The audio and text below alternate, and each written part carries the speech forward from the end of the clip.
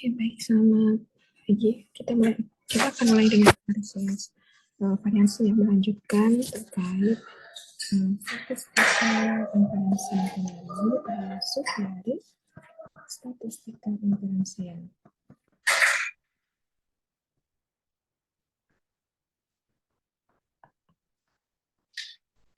Statistika inferensial ini berbeda ya dengan statistika deskriptif yang seperti yang sebelumnya kita pelajari. Kalau statistika inferensial, dia akan menghasilkan suatu simpulan gitu ya. Jadi simpulan tersebut akan memberikan suatu hasil pengolahan data yang diambil oleh kita misalkan sebagai seorang peneliti. Nah, analisis variansi atau ANOVA ya biasanya kita sebut dengan ANOVA. Nah, ini kita bisa menganalisis ini menggunakan data analisis yang ada di Excel. Data analisis yang ada di Excel, kita klik, nah itu nanti juga ANOVA. Ada pilihan dari beberapa pilihan dari ANOVA itu sendiri. Nah, pengertian dari analisis variansi atau ANOVA itu apa? Nah, suatu metode untuk menguji hipotesis kesamaan rata-rata dari 3 atau lebih dari populasi. Jadi, ciri-ciri terbesar dari penggunaan ANOVA adalah data-data yang kita miliki itu memiliki suatu kemiripan gitu ya. Jadi kalau misalkan kenaikan itu tidak terlihat nyata begitu seperti ini, mungkin ada keterlihatan seperti mirip-mirip dengan data pertama, data kedua, dan data ketiga. Nah, di sini adalah peran ANOVA untuk menunjukkan bahwa apakah misalkan teman-teman penelitian misalkan ditambah katalis dengan perbedaan variansi. Misalkan di sini katalisnya ditambah 1 gram, 2 gram, di sini 3 gram. Ternyata yieldnya misalkan 10,9, ini 11,2. Nah, ini misalkan 12,1, kemudian 11,4 misalkan, kemudian 11,9. Nah, ini kan tidak jauh berbeda begitu nih. Bagaimana peran ANOVA tersebut menghasilkan suatu simpulan. Di sini asumsi untuk ANOVA itu ada sampel diambil secara random dan saling bebas. Kemudian populasi berdistribusi normal, populasi mempunyai kesamaan variansi. Oke, sini adalah suatu ini ya, apa syarat-syarat ya dalam analisis variansi. Nah, misalkan kita mempunyai K populasi.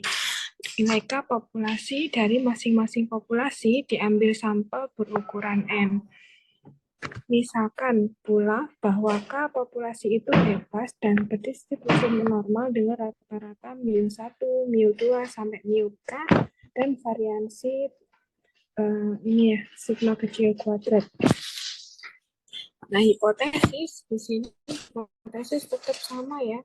Jadi hipotesis H0 itu H0 selalu memiliki nilai yang sama atau tidak memiliki beda atau tidak punya pengaruh gitu ya. Ini adalah konsep utamanya ya. Dalam suatu uji hipotesis H0 pasti sama atau tidak beda. Nah, H0 ini atau hipotesis 0 ini kadang berbeda dengan hipotesis yang disajikan di proposal penelitian. Nah, proposal penelitian itu biasanya kan kita menunjukkan adanya perbedaan gitu ya. Ditunjukkan misalkan ada kenaikan dengan penambahan suatu katalis. Nah, itu berdasarkan penelitian misalkan Song pada tahun 19. Nah, itu bisa dijadikan suatu hipotesa. Namun, dalam suatu uji hipotesis, nah kita memerlukan suatu H0. Nah, H0 ini sudah saklek hukumnya, dia adalah menunjukkan bahwa sama ya, jadi tidak ada pengaruh X terhadap Y, atau X itu dia memiliki nilai yang sama. Ya. Nah, H1 itu adalah kebalikan dari H0. Berarti ada rata-rata yang tidak sama. Berarti ada beda gitu ya. ada rata-rata yang sama, yang tidak sama atau menunjukkan ada perbedaan. Nah, di sini adalah perbedaan kuat antara H0 dan H1. Gitu ya. Nah, kita masuk ke contoh. Nah, tadi disebutkan juga ada mempunyai K populasi dengan masing-masing sampel berukuran N. Tadi kita contohkan ada penambahan kata di sini ya. Ada penambahan katalis. Oh, ini misalkan 12,5, 12,6, 12,9 misalkan ini. Nah, mana yang disebut dengan K? K itu ini ya. K itu 1 gram, 2 gram, dan 3 gram. Sedangkan sampelnya ya ini 11, 10,9, 11,2, dan seterusnya. Ini adalah salah satu penyajian data dari ANOVA.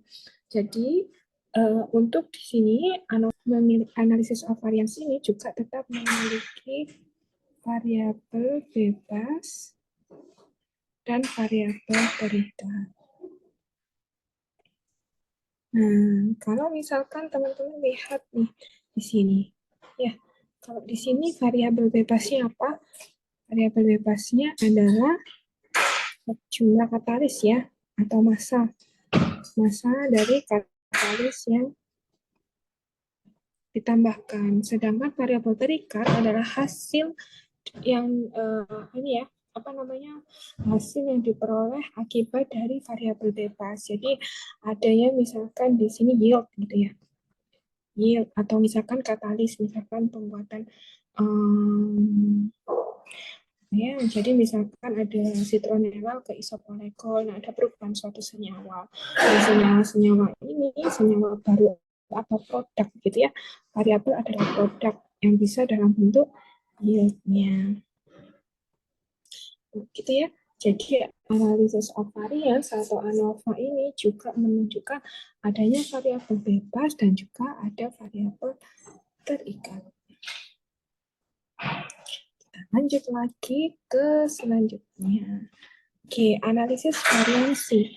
Analisis variansi dari penyajian datanya seperti ini ya.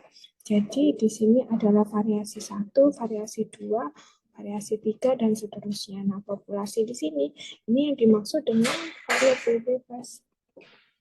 Variabel bebas. Nah, variabel bebas di sini, kalau misalkan analisis varians, nah, kita akan menunjukkan beberapa perbedaan-perbedaannya. Artinya apa? Analisis of variance atau ANOVA, di situ dia dibedakan menjadi 2. Jadi ANOVA-nya one way sama two way. Nah, ANOVA one way di sini adalah menunjukkan satu jenis variabel bebas. Nah, kalau two way adalah 2 jenis variabel bebas atau VB gitu ya. Nah, contoh dari ini adalah penggunaan ini ya, di data analisis yang ada di Excel itu ada one way sama two way. Nah, berbeda dengan sebenarnya penyebutannya ini satu arah sama ya. Satu arah, ini dua arah. Sama seperti di uji hipotesis gitu ya. Uji hipotesis itu juga berlaku satu arah dan juga dua arah. Nah, kalau hipotesis satu arah itu kan kalau kemarin itu kan uji hipotesis itu kan kalau satu arah, misalkan saya punya snack yang 250 gram. Nah, saya pegang nih snacknya. Oh, kayaknya ini kurang dari 250 gram deh. Kayaknya saya mau uji. Nah, itu berarti uji hipotesis satu arah. Tapi kalau misalkan saya megang snack tadi, nah saya bilang, kayaknya ini enggak sama dengan 250. Nah, berarti itu sudah tidak sama dengan, berarti dua arah. Nah, itu adalah uji hipotesis terkait satu arah dan dua arah. Nah, ini kita flashback saja ya. Nah, kalau yang ANOVA ini tetap satu arah sama dua arah, tapi konteksnya berbeda. Nah, kalau misalkan ANOVA satu arah, di sini hanya satu jenis variabel. Kalau ANOVA two-way atau dua arah, itu adalah dua jenis variabel bebas. Nah, kalau yang contoh di sini, contoh ini tadi, ini merupakan ANOVA satu arah ya. Bedakan jenis variabel bebas dengan jumlah variabel bebas. Nah, kalau di sini jenis variabel bebas itu adalah massa atau konsentrasi atau persentase dari katalisnya. Sedangkan jumlah variabel bebas, ini hanya satu ya yang katalis tadi ya, karena dia termasuk penambahan jumlah katalis ini. Tapi kalau jumlah variabel bebas berarti 1, 2, dan 3 ada di 3. Nah, di sini sudah kita identifikasi bahwa jenis variabel bebasnya yaitu katalis ini dia termasuk ANOVA jenis apa? Jenis one way ya. Karena dia memiliki hanya satu jenis variabel bebas. Contohnya kalau two-way apa? Nah, kalau two-way itu dia menyajikan dua variabel bebas. Nah, dua variabel bebas. Misalkan nih, saya mau mengidentifikasi atau men-treatment dari suatu tanah yang dekat pabrik, misalkan pabrik kertas, misalkan seperti itu ya. Nah, di situ biasanya ada proses untuk penambahan adanya atau logam berat yang bebas ke lingkungan. Logam berat apa? Misalkan PP atau dan lain sebagainya. Nah, berarti di sini ada tanah yang tercemar PP. Nah, misalkan seperti itu. Nah, saya sebagai misalkan peneliti ingin meneliti bahwa saya ingin mengurangi nih PP ini dengan cara mentreatment. Mentreatmentnya apa? Misalkan ditambah suatu absorben. Absorben, misalkan karbon aktif begitu ya. Karbon aktif, misalkan penambahannya 10 gram per kilogram dari tanah. Ini 20 dan 30 misalkan ya. Ini minimal jumlah dari variabel bebas itu 3 ya. Jadi biar ganjil gitu ya. Kalau lebih baik 5. Nah, absorben karbon aktif di sini adalah sebagai jenis variabel jenis variabel 1 ya. Nah, selain karbon aktif, saya ingin menambahkan cacing yang biasanya diduga dapat mengurangi dari logam berat tadi. Misalkan jenis PP2 ini adalah cacing. Nah, cacingnya ditambahkan, misalkan jumlahnya adalah 2, 4, 6 cacing per kilogram tanah. Nah, berarti di sini ada dua jenis variabel bebas. Ada variabel yang absorben karbon aktif sama cacing. Bagaimana contoh pembuatan grafiknya? Nah, simpel ya. Kalau misalkan kita contohkan di sini, ini adalah contoh absorben karbon aktif ya. Di sini dulu misalkan ini absorben aktivitas karbon atau AC gitu ya misalkan. C, terus yang di sini C sebagai cacingnya. Berarti ini 2. Nah, kita cari nanti untuk konsentrasi PP-nya. Oh, PP-nya dari sini ketemu masih ada 100 nih, 100 ppm. Oh, ini misalkan sudah berkurang misalkan dari 95 dengan menggunakan impor cacing dan sebagainya. Ini 20, ini 30 dan seterusnya. Gitu.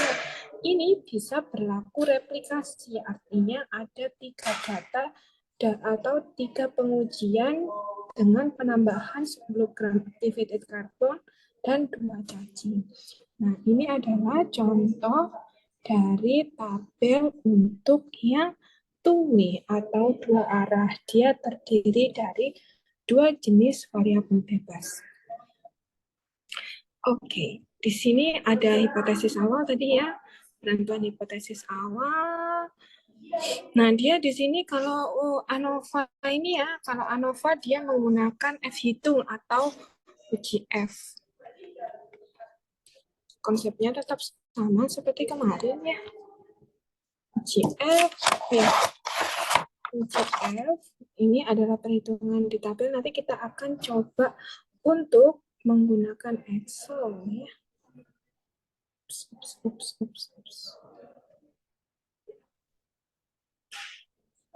Oke. Ini itu penarikan suatu kesimpulan. Nah, ini adalah rumus-rumus yang belum. Nanti kita akan lebih ke Excel-nya. Nah, oke. Di sini UGF ya nanti akan mencari kita nilai F ini akan tetap kita bandingkan dengan F tabel. Nah, F tabel kemarin kalau misalkan dari apa namanya? Dari yang sebelumnya kita pelajari untuk F F ini kalau dia kurang dari F tabel berarti nilai H0-nya. Nah, F tabel ini kita bisa cari menggunakan tabel atau menggunakan Excel. Kalau menggunakan tabel kita memerlukan derajat kebebasan yang ini. Nah, derajat kebebasan K-1. Berarti kalau misalkan K itu tadi kalau misalkan one way berarti K-1 berarti K ini jenis ya. Jenisnya dari apa variabel bebas. Berarti kalau jenisnya katalis berarti ini tadi 1 - 1 berarti 0. Nah, terus habis itu derajat kebebasan iya. Sorry, K ini derajat bebas perlakuan ya, berarti K-1 lah K-nya tadi berarti berapa tadi ya? Berapa? 1 gram, 2 gram, 3 gram berarti 3-1 berarti 2 ya. N-K adalah jumlah datanya dikurangi dengan jumlah variabel bebasnya. Misalkan tadi 9 dikurangi 3, berarti ketemu 6. Nah, ini yang digunakan untuk mencari di tabel. Begitu. Kita akan beralih ke Excel. See you.